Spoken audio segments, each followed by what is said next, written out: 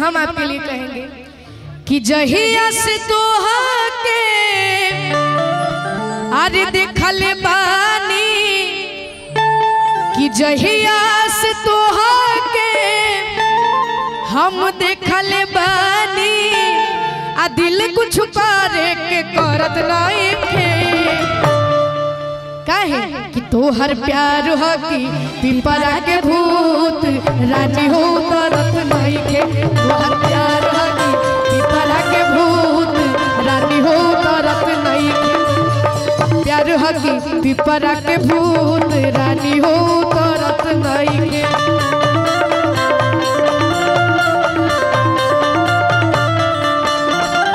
जहिया से तोहा के देखले बानी, जहिया से तोहा के देखले बानी, मन कुछ तारे के करत नहीं के। तो तोहर प्यार हगी पिपरा के भूत रानी हो तरत नहीं।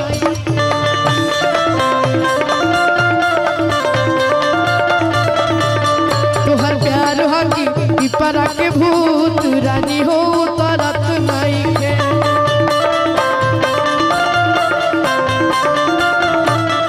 अच्छा रोके हम कहम कि सावली सुरतिया अरे मोहन मुरतिया अब बड़ा निक लगे इनकर मीठी मीठी बतिया, कि मुस्की पर जाके लुभा गई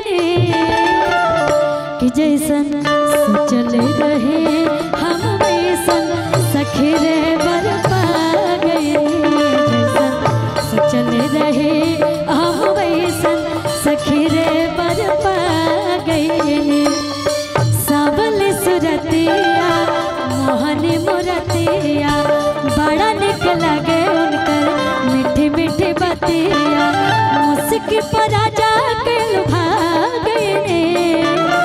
मुस्की पर जाके लुभा गए कि जैसन सोचल रहे हम वैसन सखी रे बरपा गए।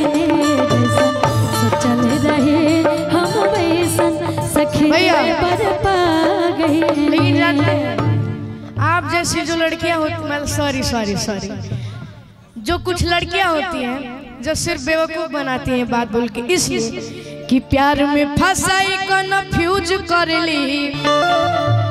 ये तो प्यार में फसाई कन्फ्यूज करेली, तो देख के लाई कन के दिल खाली यूज करेली। देख के लाई कन के दिल खाली भैया थोड़ा फास्ट रहेगा। प्यार में फसाई कन्फ्यूज करेली, प्यार में फसाई कन्फ्यूज करेली, आ देख के लाई कन के दिल खाली यूज करेली। देख के लाई कन के दिल खाली यूज करेली। अच्छा अरे घूमे में ना एको दिन यूज करेली, घूमे में ना एको दिन यूज करेली,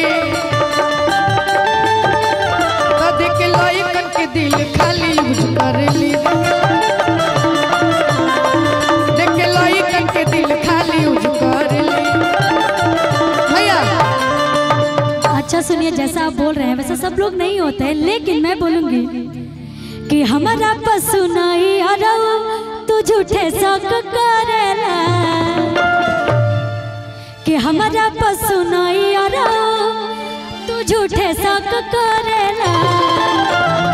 अपनी गर्लफ्रेंड का नाम बताइए।